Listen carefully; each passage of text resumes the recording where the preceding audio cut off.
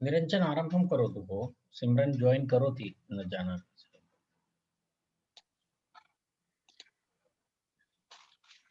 येनाक्षरक्षमाम्नाय मधिगम्यं महेश्वरात् कृत्स्नं व्याकरणं प्रोक्तं तस्मै पाणिनये नमः। वाक्यकारं वररुचिं भाष्यकारं पतञ्जलिं पाणिनिं सूत्रकारं च प्रणतोऽस्मि मुनित्रयं नमस्कृत्य तदुक्ते परिभाव्य च वैयाकरणसिद्धान्त कौमुदीं विरच्यते। इदानीं वर्णात् ब्रह्मचारिणी इति सूत्रम् अस्माभिः दृष्टं। तदनन्तरं पुष्करादिभ्यो देशे इति सूत्रम्। इति तावत्पर्यन्तम् अभवत् इति मन्ये। पुष्करादिभ्यो देशे इति पुष्करिणी पद्मिनी तत्र वयं एतावत्पर्यन्तं वयं चर्चां कृतवन्तः। तत्र कश्चन एकः किं वदामः तत्र वार्तिकमस्ति। तत्र वार्तिकविषये चर्चा आरब्धा आसीत्। एकं वार्तिकं मया उक्तं। तत्र एकं वार्तिकं मया उक्तं तद्दिने किं बाहूरुपदात् बला ऊरु बाहु ऊरु पूर्वपदात् बलात् इति वार्तिकं मया उक्तं। तदा बाहुबली ऊरुबली इति शब्दद्वयं तत्र अस्माभिः दृष्टं। तदनन्तरम् अग्रिमं वार्तिकमस्ति सर्वादेश्च सर्वादेः च। सर्वशब्दः सर्व आदिगणः अस्ति। सः सर्वादिगणः अस्ति। सर्वादिगणपठितशब्देभ्यः किं भवति?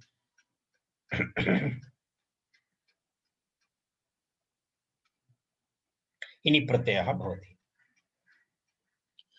तस्य इत्यर्थे सर्वादेश्च तदस्य अस्मिन् अस्ति इत्यर्थे सर्वादिगणपठितशब्देभ्यः मत्वर्थे इत्यर्थः। मत्वर्थे सर्वादिगणपठितशब्देभ्यः कः प्रत्ययः भवति? इनि प्रत्ययः भवति। इनि प्रत्ययः भवति इति तस्य अर्थः। इनि इति अवशिष्यते। उदाहरणाय सर्वधनी सर्वबीजी इति उदाहरणद्वयं तत्र दत्तमस्ति। तत्र किं किम् अस्ति? सर्वधनी सर्वबीजी इति उदाहरणद्वयं। तत्र सर्वधनी इत्यस्य किं भवति? सर्वधनी इत्यस्य विवरणं पश्यामः। सर्वधनी इत्युक्ते कः अर्थः भवति? सर्वं धनम् अस्य अस्ति। सर्वं धनम् अस्य अस्ति इति विग्रहवाक्यम्। सर्वं धनम् अस्य अस्ति इति विग्रहवाक्ये सर्वधनशब्दात् इन् प्रत्ययः। सर्वधनशब्दात् इन् प्रत्ययः भवति चेत् सर्वधनिन् इति प्रातिपदिकं भवति। सर्वधनिन् इति प्रातिपदिकं भवति। सर्वधनिन् इति प्रातिपदिकं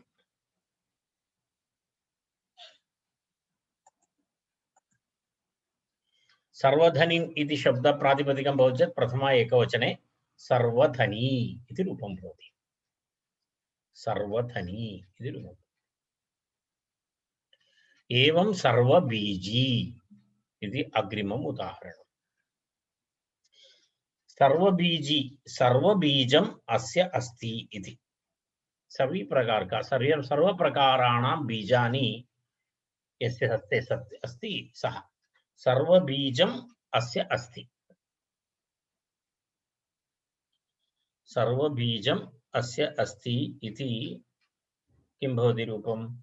सर्वबीज शब्दात्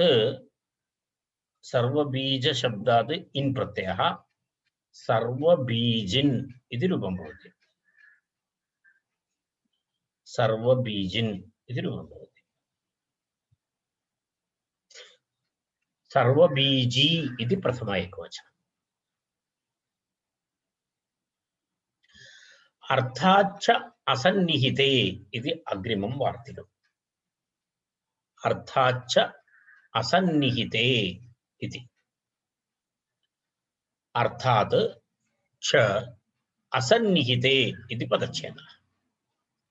अर्थात् च असन्निहिते इति तस्य पदच्छेदः भवति। तस्य अर्थः असन्निहिते असन्निहित विषयकात् अर्थशब्दात्। असन्निहित विषयः नाम यस्य हस्ते नास्ति। असन्निहितः अर्थः अस्य इति विग्रहः। असन्निहितार्थः असन्निहितः अर्थः अस्य इति विग्रहः तदार्थी। यद् तस्य हस्ते नास्ति असन्निहित विषयकात् अर्थशब्दात् इनिरेव इत्यर्थः। मनोरमायाम् अस्ति।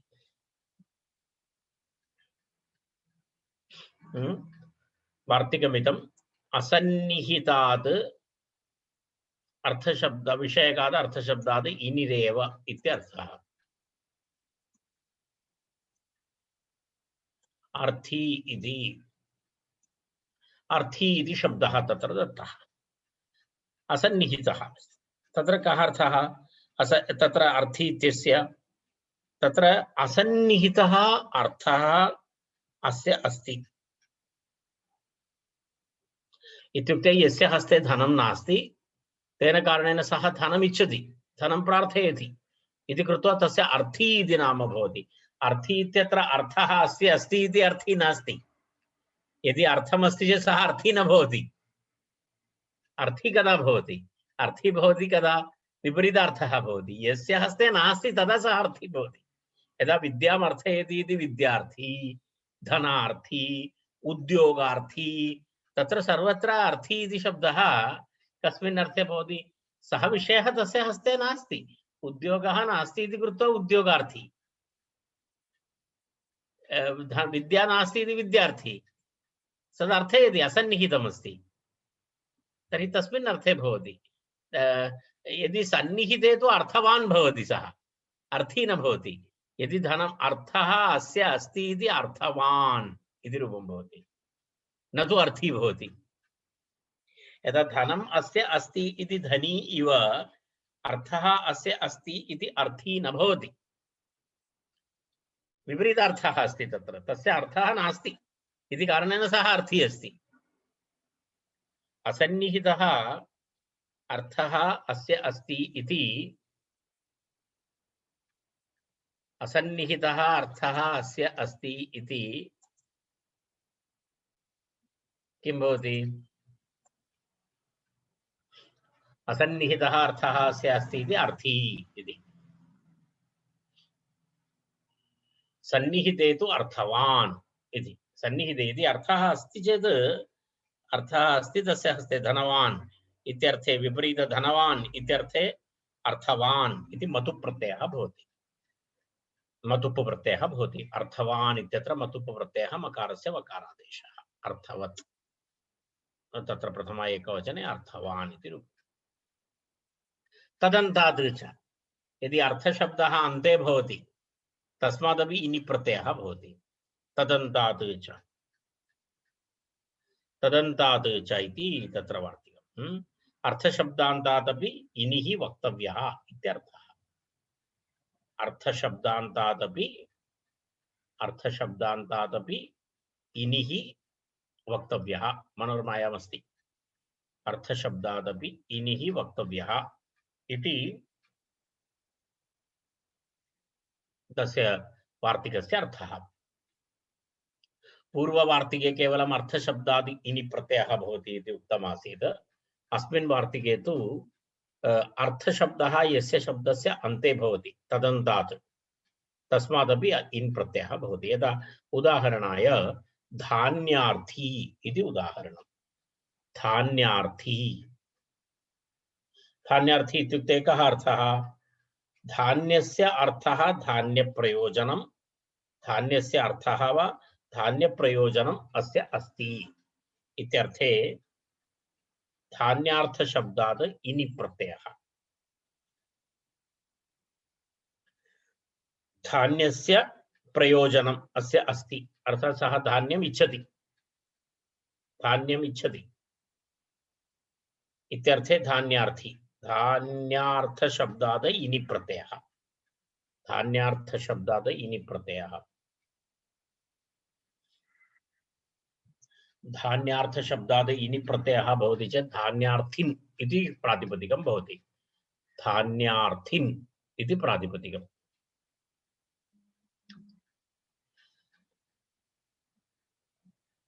धान्यार्थिन् इति प्रातिपदिकं। धान्यार्थिन् इति प्रातिपदिकात् प्रथम एकवचने धान्यार्थी इति शब्दः भवति। धान्यार्थी इति शब्दः।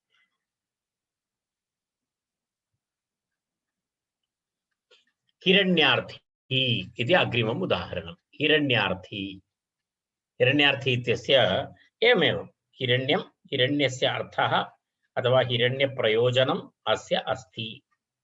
हिरण्यस्य अर्थः अथवा हिरण्यप्रयोजनम् अस्य अस्ति इत्यर्थे हिरण्यार्थी इति प्रयोगः।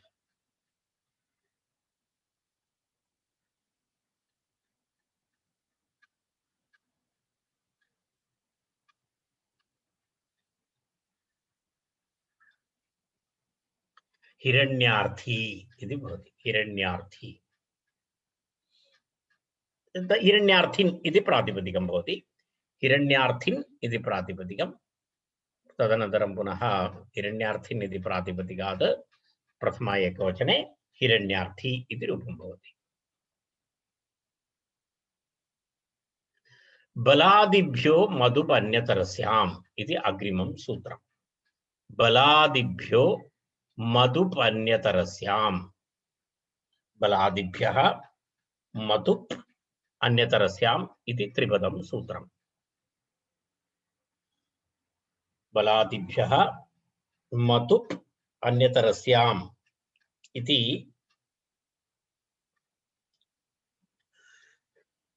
त्रिपदं सूत्रम्। इनिः इति अनुवर्तते, तदस्य अस्ति अस्मिन् इति अनुवर्तते, तदस्य अस्ति अस्मिन् इति अनुवर्तते। अन्य सर्वं पूर्ववत् तद्धिताः ज्ञाप्रातिपदिका प्रत्ययः परश्च इति सर्वं तद्धितम्। तत्र एवमस्ति। बलादिभ्यः बलादिगणपठितशब्देभ्यः, बलादिभ्यः इत्युक्ते बलादिगणपठितशब्देभ्यः मधुपर्थे मत्वर्थे मतुप् प्रत्ययः विकल्पेन भवति। मतुप् प्रत्ययः विकल्पेन भवति। पक्षे इनि प्रत्ययः अपि भवति। वैकल्पिक नियमः अन्यतरस्याम् इति अस्ति। मतुप् अन्यतरस्याम् विकल्पेन मतुप् प्रत्ययः भवति। मतुप् अभावपक्षे इनि प्रत्ययः च भवति। इत्युक्ते बलादिगणपठितशब्देभ्यः मतुप् प्रत्ययः अपि भवति, इनि प्रत्ययः च भवति इत्यर्थः। इनि प्रत्ययः च भवति इत्यर्थः। बल उत्साह उद्भास उद्धास शिखा कुल चूड़ा सुल कूल आयाम व्यायाम उपयाम आरोह अवरोह परिणाह युद्ध इति बलादिगणः। एतेभ्यः शब्देभ्यः इत्यर्थः। उदाहरणाय शब्दद्वयं दत्तं बलवान् अथवा बली इति शब्दद्वयं शब्दः, उत्साहवान् उत्साही इति द्वितीयः शब्दः।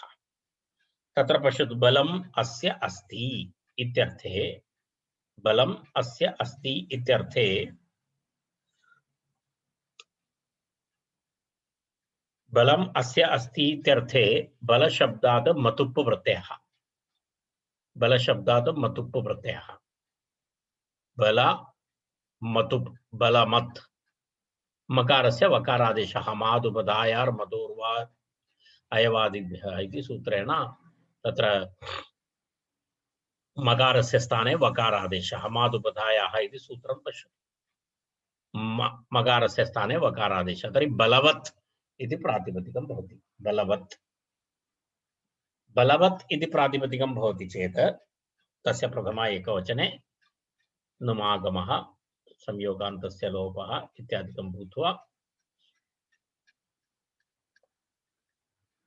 बलवान् इति रूपं भवति। प्रथमा एकवचने बलवान्। द्वितीयं रूपं बली इति अस्ति। बली इति इन् प्रत्ययाङ्गः, मतुप् अभावपक्षे, मतुप् प्रत्यय अभावपक्षे इन् प्रत्ययः भवति। इन् प्रत्ययः भवति चेत् बलशब्दात् इन् प्रत्ययः बलिन् इति भवति। बलिन् इति भवति। बलिन् इति भवति चेत् प्रथमा एकवचने बली इति रूपं भवति। बली इति रूपम्। एवमेव उत्साहवान् इति रूपम्। उत्साहवान् इति अस्ति। उत्साहः अस्य अस्ति, उत्साहः अस्य अस्ति इत्यर्थे उत्साहवा उत्साह शब्दात् मतुप् प्रत्ययः, उत्साहः अस्य अस्ति इत्यर्थे उत्साह शब्दात् मतुप् प्रत्ययः। उत्साहमत्, उत्साहमत् मादुपधायाः इति सूत्रेण मकारस्य वकारादेशः। उत्साहवत्, उत्साहवत् इति भवति। उत्साहवत् इति भवति चेत् तत्र प्रथमा एकवचने उत्साहवान् इति, उत्साहवान् इति तस्य विवरणं भवति। इति मतुप् प्रत्ययान्तः। इनि प्रत्यये तु तत्र किं भवति? इनि प्रत्यये तु उत्साहिन् इति प्रातिपदिकं भवति। उत्साहिन् इति प्रातिपदिकं भवति। उत्साहिन् इति प्रातिपदिकं भवति चेत् उत्साही इति प्रथमा एकवचने, उत्साही इति प्रथमा एकवचने।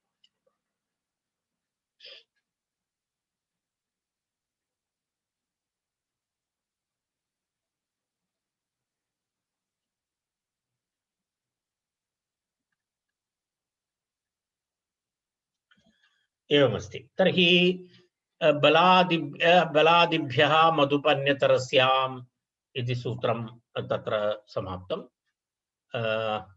तत्र अग्रिमं सूत्रमस्ति सप्ज्ञायां मन्माभ्याम् इति अग्रिमं सूत्रं। सप्ज्ञायां मन्माभ्याम् इति,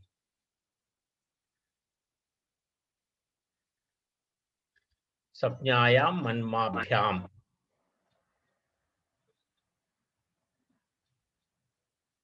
इति अग्रिमं सूत्रम्।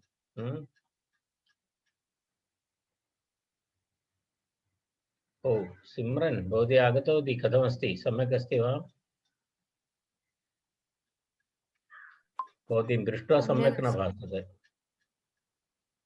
न किञ्चित् लेट् जातम् उत्थानं, तस्मात्। अस्तु।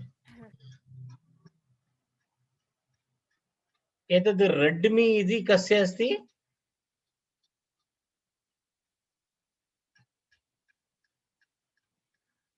मन्माभ्याम्, संज्ञायां मन्माभ्यां संज्ञायां मन्माभ्याम् इति अग्रिमं सूत्रं। संज्ञायां मन माभ्यां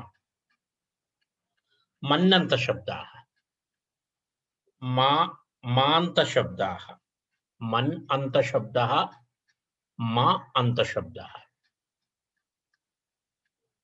मन्नन्त शब्दः म अन्त शब्दः इति शब्दद्वयं ताभ्यां मन्माभ्याम् अनुवृत्तिः इनि प्रत्ययः इति इनि अनुवर्तते इनि अनुवर्तते इनि अनुवर्तते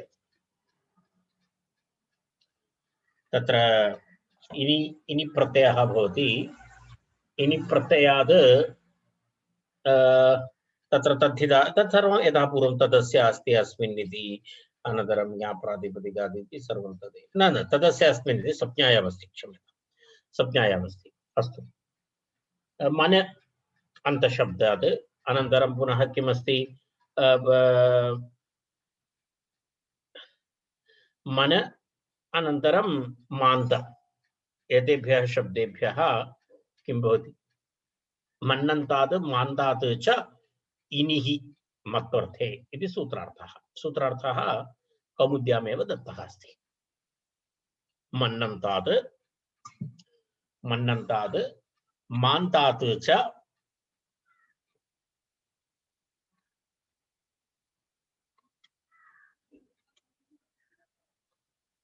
मन्नन्तात् मान्तात् च इनिः मत्वर्थे इति अस्ति प्रथमिनी इति उदाहरणं प्रथिमिनी इति उदाहरणं प्रथिमिनी इमनिच् प्रत्ययान्तः प्रथिमिनी प्रथिमन् इति शब्दः प्रथिमन् इति शब्दः प्रध्वादिभ्यः इमनिच् वा वयं पूर्वं पठितवन्तः प्रध्वादिभ्यः इमनिच् वा इति सूत्रेण तत्र इमनिचन्तः शब्दः अस्ति प्रथिमन् इति शब्दः अयं शब्दः मन्नन्तः प्रथिमन् इति शब्दस्य अन्ते मन् इति अस्ति तर्हि तेन कारणेन तत्र एवं नियमः अस्ति वस्तुतः अर्थवद्ग्रहणे नानर्थकस्य इति नियमः अस्ति तदहं पूर्वमेकवारम् उक्तवान् भवन्तः स्मरन्ति अर्थवद्ग्रहणे यत् इमनिच् इति प्रत्यये अर्थः अस्ति इमनिच् प्रत्ययस्य मन् इति अंशे अर्थः तु नास्ति एतद् वयं तत्रापि दृष्टवन्तः यदा कुत्रचित् सन्धिप्रकरणे वा तत्रापि अस्ति खलु कुत्र अस्ति तत् एक वार्तिकमस्ति खलु तत्र तत्र अस्ति ऊढवान् इत्यत्र न भवति ऊढः प्राथूहोढैठेष्येषु इति वार्तिकस्य सन्दर्भे अस्ति तत्र यत्र यत्र अर्थवद्ग्रहणं भवति तत्र अनर्थकस्य ग्रहणं न भवति इमनिच् इति अर्थः पूर्णप्रत्यये अस्ति इमनिच् इत्यस्य मन् इति भागे तु अर्थः नास्ति अर्थः तु पूर्णम् इमनिच् इत्यत्र भवति परन्तु तत्र अपवादः अस्ति कः अपवादः अस्ति अनिनस्मिन् ग्रहणे इति तत्र अन् इन् अस् मन् एतेषां चतुर्णां विषये अन् इन् अस् मिन् तत्र अर्थवद्ग्रहणमपि भवति अनर्थकस्यापि ग्रहणं भवति इति वार्तिकमस्ति मनोरमायां पश्यतु बालमनोरमायां दत्तमस्ति एतत् अहम् एतत् पूर्वम् एतस्य विवरणम् एकवारं कृतवान् अस्मि इति अहं सम्यक् स्मरामि अनन्तरं ये MA कृतवन्तः ते जानन्ति व्याकरणं ते परिभाषेन्दुशेखरे एतां परिभाषां पठितवन्तः अर्थवद्ग्रहणे अनानर्थकस्य इति परिभाषा अनन्तरम् एषा परिभाषा भवति किम् अनिनस्मिन् इति तत्र पश्यतु अनिनस्मिन् इति अनिनस्मिन् इत्युक्ते अनिनस्मिन् ग्रहणे अर्थ न अथवा न अनर्थकस्य च इति तत्र नियमः अस्ति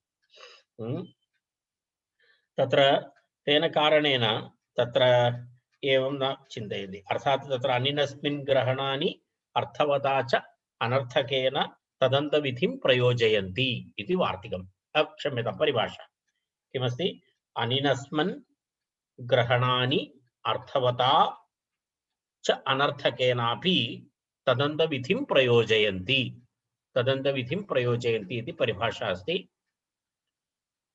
तस्याः परिभाषायाः आधारेण अत्र मन् प्रत्ययान्तस्यापि ग्रहणं भवति। अत्र वस्तुतः मन् इति अनर्थकमस्ति, इमनिच् इति प्रत्ययः मन् इति अनर्थकमस्ति। तथापि एतस्याः परिभाषायाः बलेन, तस्याः परिभाषायाः अनिनस्मन् ग्रहणान्यर्थवता च अनर्थकेन च अनर्थकेनापि तदन्तविधिं प्रयोजयन्ति इति वार्तिके इति परिभाषया एतस्यापि ग्रहणं भवति। तर्हि प्रथिमन् इति शब्दात् इनि प्रत्ययः भवति।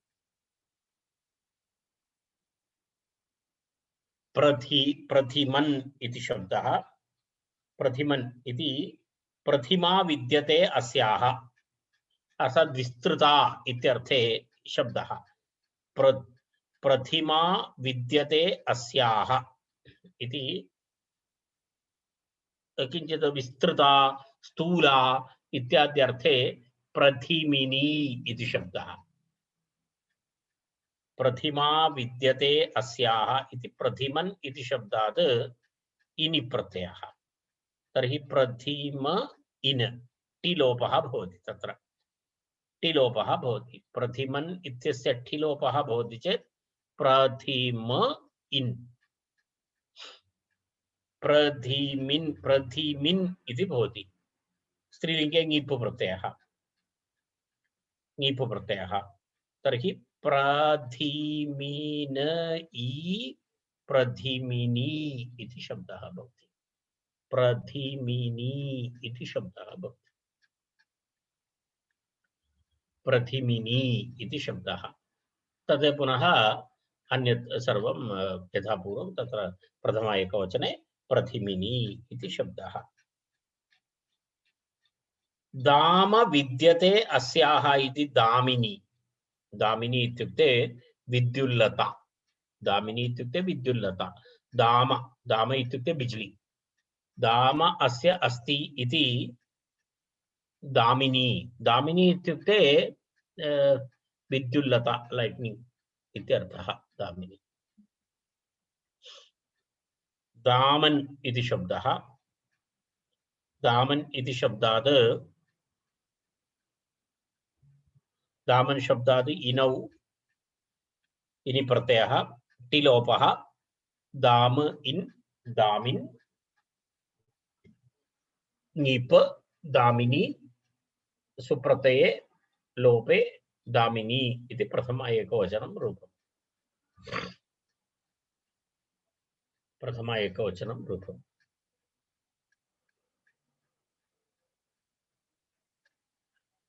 इति मन् प्रत्ययस्य उदाहरणं, मन् प्रत्ययान्तस्य उदाहरणद्वयम् उक्तम्। मा इत्यस्य उदाहरणमस्ति होमिनी, सोमिनी इति उदाहरणद्वयम्। होमः इति मकारान्तशब्दः। होम इति मकारान्तशब्दः।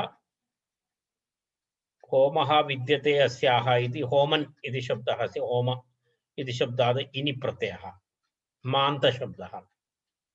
होम इति मान्त।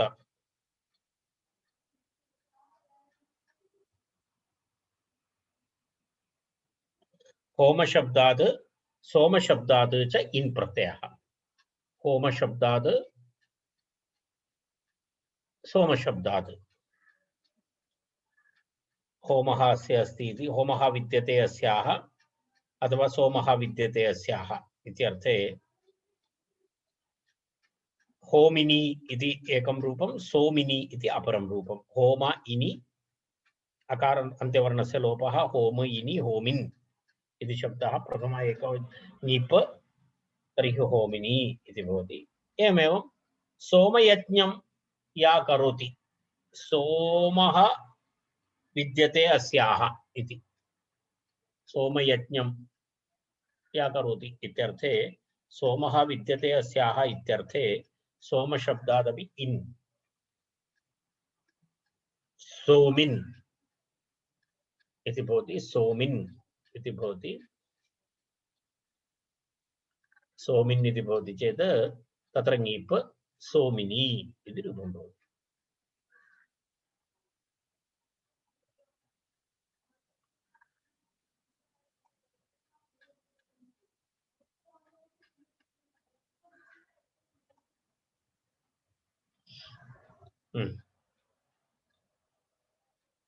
संज्ञायां किम् इति प्रश्नः। प्रत्युदाहरणम्। अत्र एतत् सर्वं नामार्थे अस्ति, संज्ञार्थे अस्ति। संज्ञायाम् इति नियमः किमर्थं कृतः? यदि अस्य अस्ति इत्यर्थे चेत् सोमवान् इति भवति। पश्यतु, अत्र सर्वत्र यदि सोम अस्य अस्ति इति सोमवान्, होम अस्य अस्ति इति होमवान् इति भवति, संज्ञा न भवति। तत्र तत्र वस्तुतः अस्य अस्ति इत्यर्थे भवति। तर्हि प्रत्युदाहरणं तत्र अस्ति संज्ञायाम् इति निवेशः किमर्थं? तर्हि संज्ञातिरिक्तस्थलेषु इनि इति प्रत्ययः न भवति, तत्र तु मतुप् प्रत्ययः भवति। सोमवान्, सोमरसयुक्तः इत्यर्थे सोमवान् इत्यर्थः। तत्र सोमशब्दात् मतुप् प्रत्ययः भवति। मत्, सोममत्, मकारस्य वकारादेशः। सोमवत्, प्रथमा एकवचने सोमवान् इति रूपं भवति। तत्र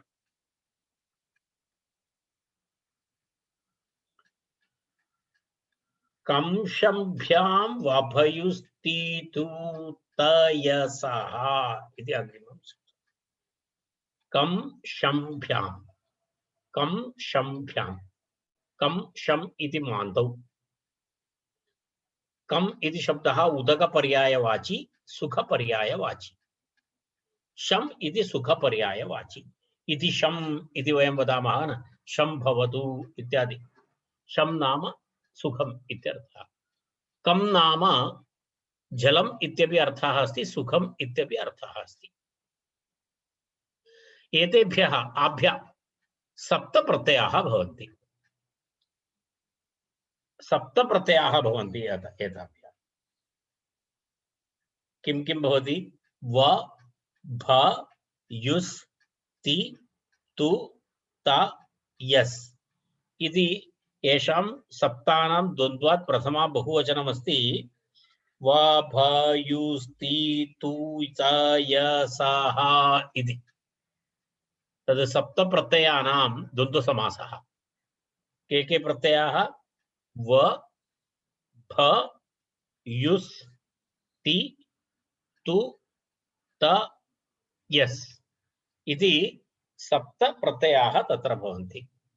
सप्त प्रत्ययाः स्युः इत्यर्थः। आभ्यां सप्त प्रत्ययाः स्युः।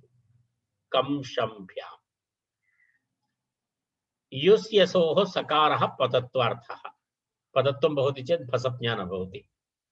तत्र तसौ मत्वर्थे इति भवन्तः जानन्ति। तसौ मत्वर्थे युस् इत्यत्र सकारः अस्ति, यस् इत्यत्र सकारः अस्ति।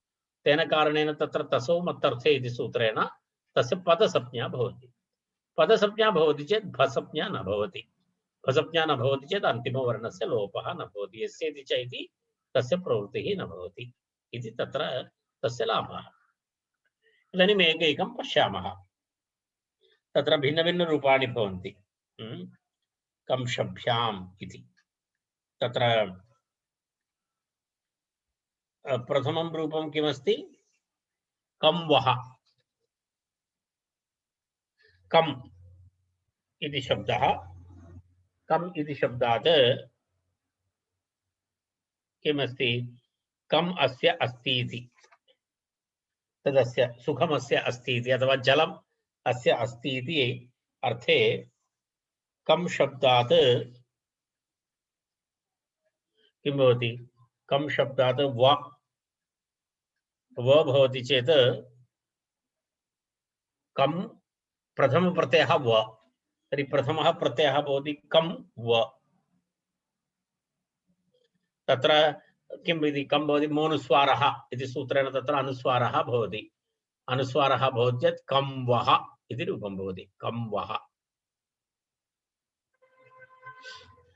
कम् व इति प्रातिपदिकं भवति। कम् व इति प्रातिपदिके सति प्रथम एकवचने कम् वः इति रूपं भवति। इति प्रथमः प्रत्ययः। द्वितीयः प्रत्ययः कः अस्ति? भ। एवमेवं समानं भवति। कम् भ। मकारस्य अनुस्वारः भवति।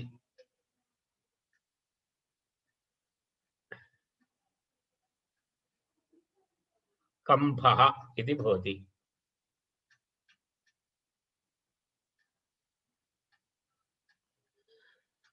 कम् युस् युस् भवति चेत् तत्र पदसंज्ञा भवति कम युस् इति प्रातिपदिकं भवति। तस्मात् सुप्रत्ययः भवति, सुप्रत्ययस्य हल्ङ्यादि लोपः भवति। युस् इत्यत्रत्य सकारस्य रुत्वे विसर्गे कम युः इति रूपं भवति। कम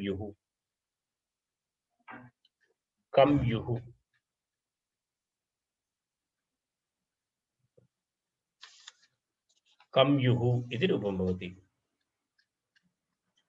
तत्र कम युः इत्यत्र एतत् सर्वं भवति, अनुस्वारस्य परसवर्णः इति तत्र भवति। तेन कारणेन तत्र यकारस्य द्वित्वं तत्र दृश्यते। तत्र किं भवति, कम युः इत्यत्र मूलस्वारः इति, अनन्तरम् अनुस्वारस्य ययि परसवर्णः भवति चेत् कम यः, तत्र कम युः इत्यादि रूपाणि तत्र डबल यकारः भवति।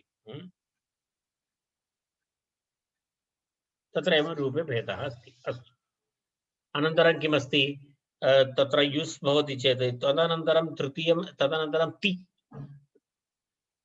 व भ युस् ति, ति भवति चेत् कन्ति इति रूपं भवति। अनुस्वारः अनुस्वारस्य परसवर्णः, अनुस्वारस्य ययि परसवर्णः इति परसवर्णः भवति चेत् नकारः भवति, कन्तिः इति रूपं भवति। कन्तिः इति रूपं भवति। तत्ति कन्तिः इति रूपं भवति। कन्तिः। तदनन्तरं पुनः तु प्रत्ययः भवति चेत् कन्तुः इति रूपं भवति। तु प्रत्ययः कम इति त इति, कम इति तु इति, कम तु। तत्रापि एवम् अनुस्वारस्य ययि परसवर्णः इति कन्तुः इति रूपं भवति। तदनन्तरं ता भवति चेत् कम्तः इति रूपं भवति।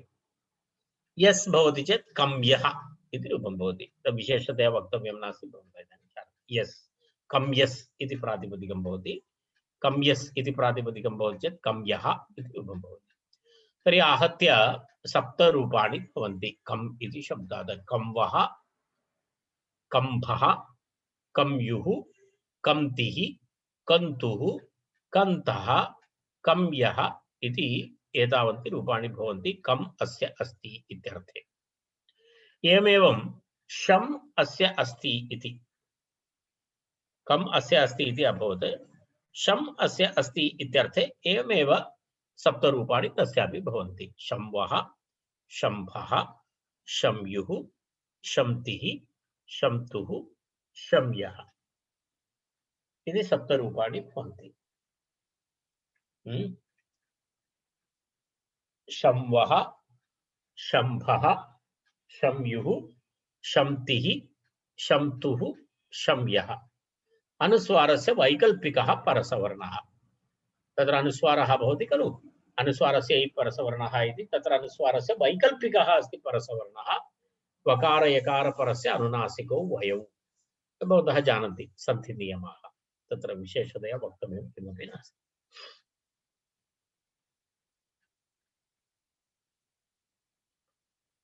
तुन्ति वलि वटेर्भः इति अग्रिमं सूत्रम्। तुन्ति वलि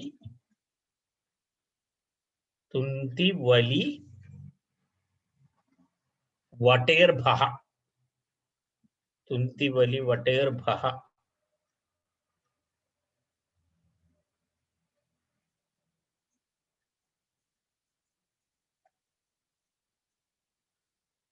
तुन्ति वलि वटेर्भः, वृद्धा नाभिः तुन्तिः। तुन्ति नाम महदुदरं, वृद्धा नाभि, नाभि प्रदेशः इत्युक्ते पेटु।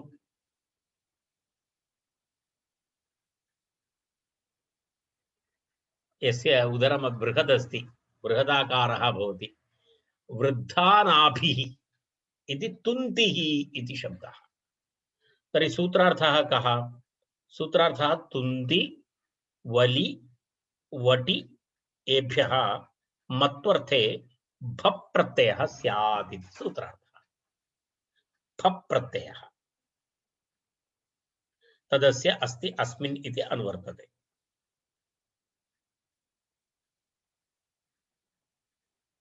तदस्य अस्ति अस्मिन् इति अनुवर्तते। तर्हि तत्र तुन्ति वलि वटेः फ। तर्हि तस्य उदाहरणं तुन्तिः इति उदाहरणमस्ति। तुन्तिः तुन्तिः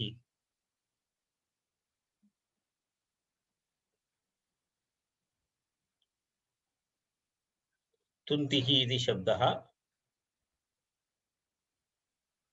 तत्र आचार्यः तत्र एतद् वदति किं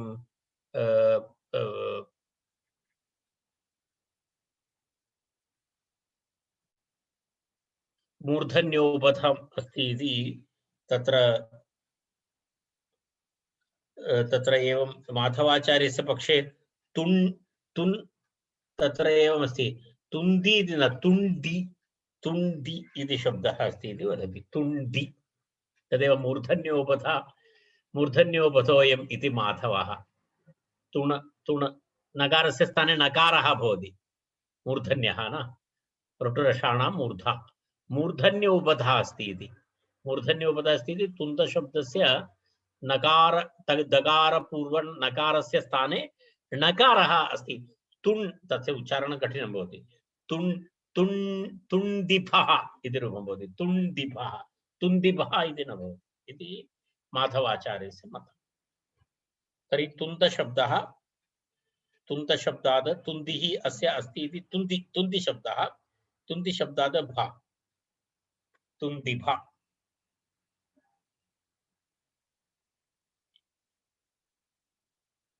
वलयः अस्य अस्ति इति वलिभः। वलयः अस्य अस्ति इति वलिभः।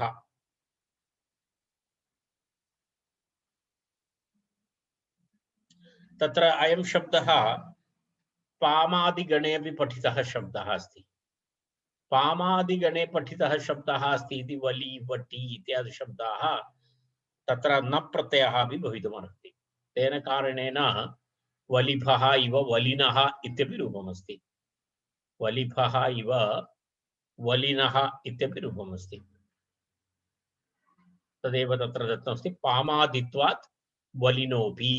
पामादिगणे अयं शब्दः पठितः अस्ति।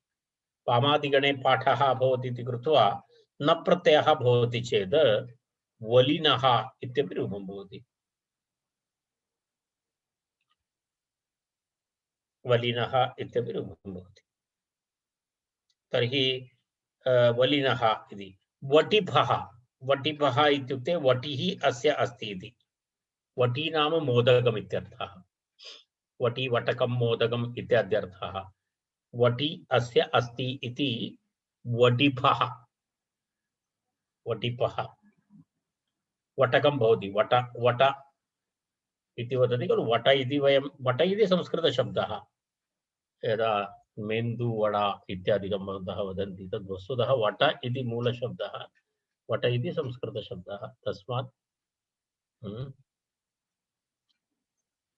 निष्पन्नः शब्दः। साम्बार् वडा इत्यादिकं वदति।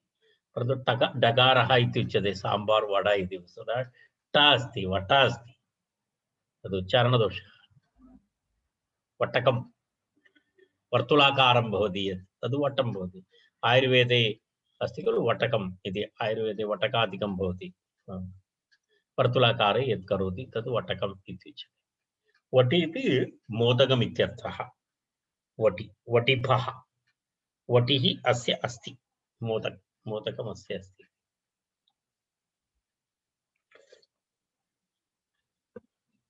वर्गकाले चायम् इत्यादिकं प्राप्नोमि। गृहे अस्मि चेत् लाभः महान् लाभः। शाही जीवनं नयामि इदानीं। सर्वं समये पुरतः आगच्छति। अस्तु। पामादित्वात् वलिनोऽपि इति अभवत्। तदपि अभवत्। इदानीम् अग्रिमम् एतस्मिन् प्रकरणे अन्तिमं सूत्रम् अहं शुभमोर्युस् इति। अहं शुभमोर्युस्। अहम् इति मान्तम् अव्ययम् अहंकारे अर्थे अहम् इति अहंकारार्थक मान्तम् अव्ययमस्ति अहमावां वयम् इति अहं न अहमावां वयम् इत्यत्रत्य अहम् इति नास्ति अत्र अहम् इति कश्चन मान्तम् अव्ययम् अर्थः अहंकारः शुभम् इति शुभं शुभे अर्थे भवति तर्हि तदस्य अस्ति अस्मिन् इति अनुवर्तते तदस्य अस्ति अस्मिन्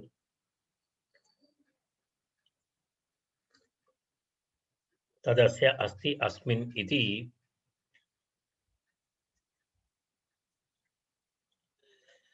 तत्र तद्धिताः इत्यादिकं भवति तर्हि एतयोः द्वयोः किं भवति अहं युः शुभं युः इत्यत्र सुप्लुकमाशङ्क्य आह अहम्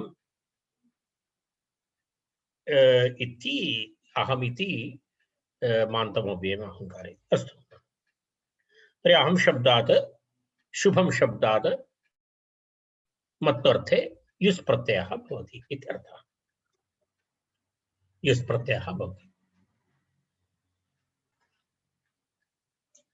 अहंकारी इत्यर्थे अहं युः इति शब्दः अहम् अस्य अस्ति अहम् अस्य अस्ति इत्युक्ते अहं नाम अहंकारः अहंकारः अस्य अस्ति इति अहं युः अहम् अस्य अस्ति इत्यर्थे अहं युः इति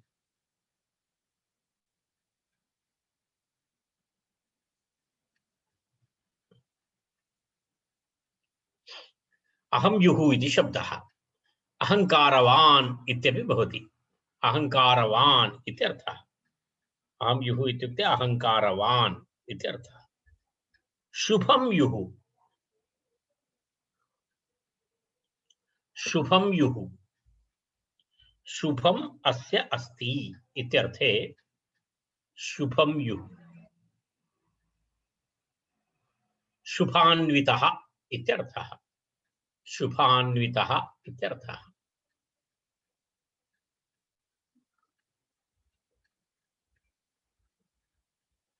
शुभान्वितः इत्यर्थः इति तद्धिते पंचमाध्यायस्य द्वितीयपादे मत्वर्थीयप्रकरणं समाप्तम् इदानीं पंचमाध्यायस्य द्वितीयपादः अत्र समाप्तः पंचमाध्यायस्य तृतीयपादेन सह प्राग्दिशीयप्रकरणम् इति प्रकरणम् आरभते अथ तद्धिते तृतीये पादे प्राग्दिशीयप्रकरणम् इति इदानीं पंचमाध्यायस्य पादद्वयम् अस्माभिः इदानीं द्रष्टव्यमस्ति तृतीयपादः चतुर्थपादः च परन्तु सूत्रसङ्ख्या तावदधिका नास्ति न्यूना अस्ति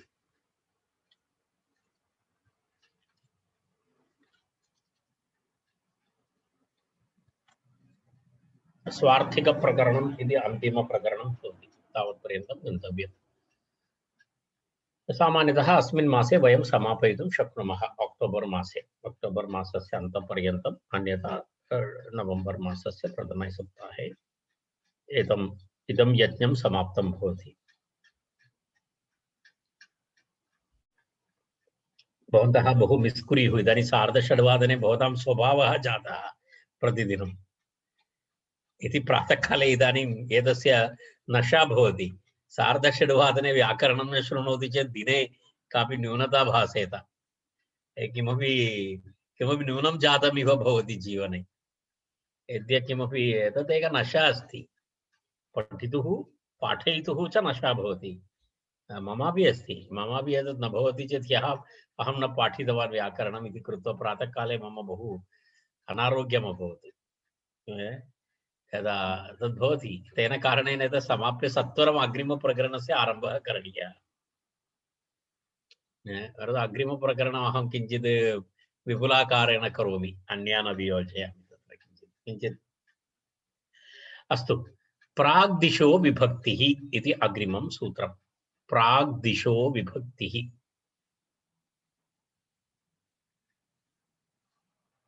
तत्र एतस्य अधिकारः नवीनपादस्य आरम्भः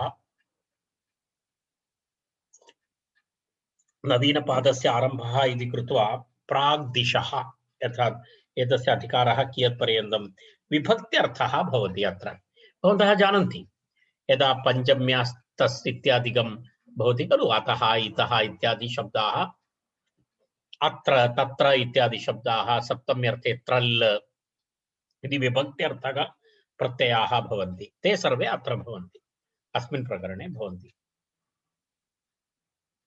ते अपि वयं जानीमः। अत्र इतः इति जनाः न वदन्ति, अत्रतः इत्यादि प्रयोगं कुर्वन्ति। अत्रतः इत्यादि प्रयोगः शुद्धः नास्ति, इतः इति वक्तव्यम्। अत्र इति सत्यं, परन्तु यहाँ से, अत्र इत्युक्ते यहाँ इत्यर्थः। जनाः किं कुर्वन्ति, यहाँ से इत्यर्थे अत्र प्लस् तः, अत्रतः इति प्रयोगं कुर्वन्ति। शुद्ध तत्रतः, ततः इति प्रयोक्तव्यं, ततः इति वक्तव्यं, तत्रतः इति वदति। तस्य सर्वं कारणं प्राग्दिशीय प्रकरणस्य पठनस्य अभावः। तर्हि भवन्तः अग्रे एवं न वदेयुः, ततः इति ततः इति वक्तव्यम्, इतः इत्यस्य इतः इत्येव वक्तव्यं भवति। अस्तु,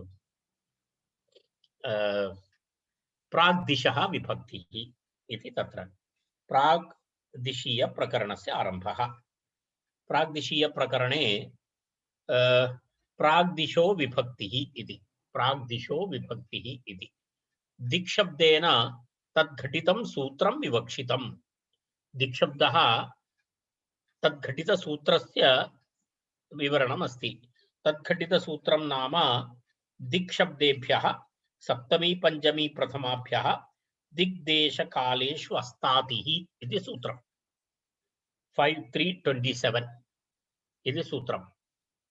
तावत्पर्यन्तम् इति प्राग्दिशः इत्युक्ते, दिशः इत्यस्य दिक् दिशेभ्यः सप्तमी पंचमी प्रथमाभ्यः दिग्देशकालेषु अस्तातिः इति अग्रिमं सूत्रम्। प्रागिवीय प्रकरणम् इति प्रकरणमस्ति। प्रागिवीय प्रकरणम् इति तस्य प्रथमं सूत्रं पश्यतु। दिक्शब्देभ्यः सप्तमी पंचमी प्रथमाभ्यः दिग्देशकालेषु अस्तातिः इति अस्ताति प्रत्ययविधायकं सूत्रमस्ति तत्र। तावत्पर्यन्तं 5.3.27 इत्युक्ते 5.3.26 पर्यन्तं, 5.6.26 पर्यन्तं किं भवति तत्र, तत्र किमश्च 4.25 पर्यन्तं किमश्च इति सूत्रपर्यन्तम् अयम् अधिकारः।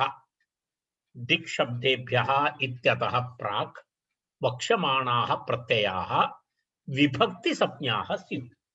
संज्ञाविधायकं सूत्रं, संज्ञासूत्रमस्ति। अर्थात् तावत्पर्यन्तं ये प्रत्ययाः विधीयन्ते तेषां विभक्तिसंज्ञा भवति। विभक्तिसंज्ञा वस्तुतः सुऔज सम्मौढ स्टाभ्याभ्यस् इत्यादीनां विभक्तिसंज्ञा अस्ति। तद्विहाय अत्र ये प्रत्ययाः भवन्ति तेभ्यः अपि किं भवति, विभक्तिसंज्ञाः भवन्ति। विभक्तिसंज्ञा भवति चेत् कः लाभः, अत्र सकारं तवर्गम् इत्यादि प्रत्ययाः भवन्ति चेत् इत् न भवति, अत्र इत् न भवति। न विभक्तौ तुस्माः इति अप्लिकेबल भवति। अत्र न विभक्तौ तुस्माः इति भवति खलु, न विभक्तौ तुस्माः। यदि अन्ते तवर्गः भवति, अन्यथा सकारः भवति, मकारः भवति, तर्हि तस्य लोपः न भवति। अत्र विभक्तिसंज्ञायाः लाभः सः अत्र न विभक्तौ तुस्माः इति भवति। तत्र एते प्रत्ययाः स्वार्थिकाः प्रत्ययाः, एतस्य भिन्नार्थः नास्ति। स्वार्थिकाः प्रत्ययाः अर्थात् तत्र विशेषतः प्रत्ययः एतस्मिन् अर्थे भवति इति नास्ति। विभक्तिसंज्ञाः भवन्ति, विभक्त्यर्थः तु भवति, प्रत्ययस्य विशेषार्थः नास्ति। अतः स्वार्थिकाः प्रत्ययाः, एते प्रत्ययाः स्वार्थिकाः। समर्थानाम् इति, समर्थानां प्रथमाद् वा इति तत्र विषयः अस्ति, तद् निवृत्तं, तस्य अप्लिकेशन् नास्ति। अत्र समर्थानां प्रथमाद् वा इति निवृत्तं, तत्र अस्य न, केवलं वा इति तु अनुवर्तते एव, वा इति अनुवर्तते, वा पदस्य अनुवृत्ति। विभक्त्यर्थः अस्ति खलु, तत्र स्वार्थिकप्रत्ययाः भवन्ति। तत्र अर्थात् अत्र ये प्रत्ययाः भवन्ति तेषां प्रत्ययानां विषये पाणिनिना अर्थनिर्देशः न कृतः। तेन कारणेन एते स्वार्थिकाः प्रत्ययाः, प्रकृत्यर्थः एव भवति। अर्थात प्रकृत्यर्थाः नाम विभक्तीनाम् अर्थः तेषामेव समर्थ तत्र भवति। तेन कारणेन समर्थविभक्ति तस्य आवश्यकता पुनः न भवति। समर्थानां प्रथमाद्वा इति पुनः आवश्यकता नास्ति, कारणं तत्र विभक्तिरेव भवति खलु। तर्हि पुनः एतस्य आवश्यकता नास्ति इति कृत्वा समर्थानाम् इत्यस्य अनुवृत्तिः नास्ति, अत्र प्रथमाद् इति अनुवृत्तिः नास्ति। वा इति अस्ति, वैकल्पिकमस्ति। यदि इच्छति कर्तुं शक्नोति, न इच्छति चेत् यथापूर्वं कर्तुं शक्यते। एवं बलेन करणीयम् इति तु नास्ति। वा इति तु अनुवर्तते, वा इति तु अनुवर्तते एव इति उक्तम्। वा इति तु अनुवर्तते एव इति। तत्र एकम् अधिकारसूत्रमपि अस्ति, तदपि दृष्ट्वा वयम् अत्र तिष्ठामः। किं सर्वनाम बहुभ्यो किमस्ति? किं सर्वनाम बहुभ्यः कः शब्दः अस्ति? अद्यादि राइट अद्वादिभ्यः, द्वाभ्याम् इति। अद्वादिभ्यः, अद्वादिभ्यः, द्वि आदिभ्यः इति द्व्यादिभ्यः सूत्रमस्ति। किं सर्वनाम बहुभ्यः, किं सर्वनाम बहुभ्यः अद्व्यादिभ्यः इति पदच्छेदः।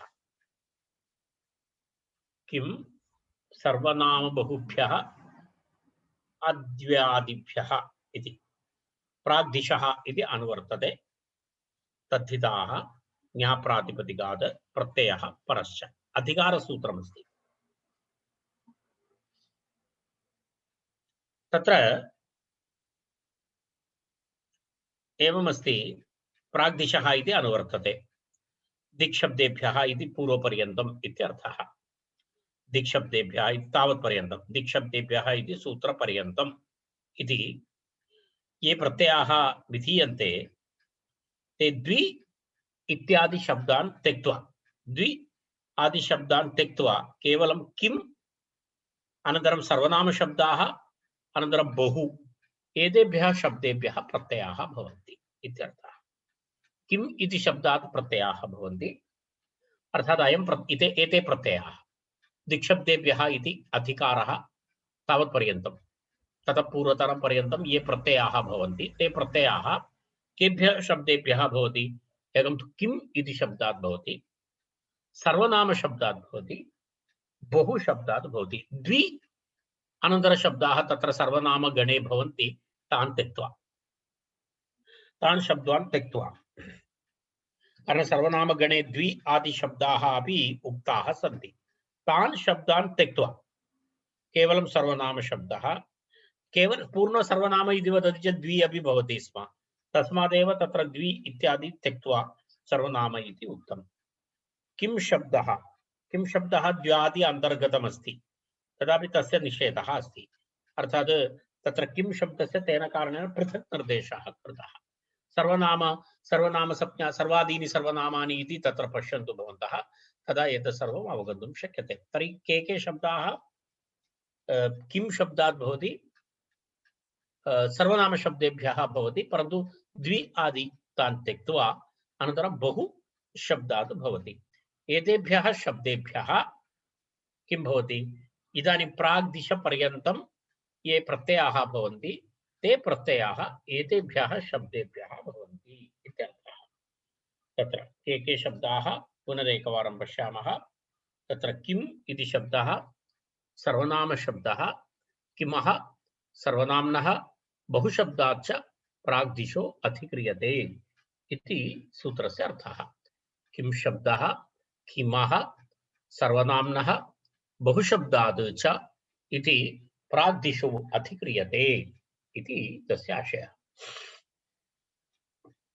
तावदेव अस्ति। इदानीम् अधिकारः एवं द्वित्रिसूत्राणि अग्रेपि भवन्ति, तदनन्तरमेव प्रक्रिया भवति। इदानीं वयं पश्यामि अत्र तिष्ठ।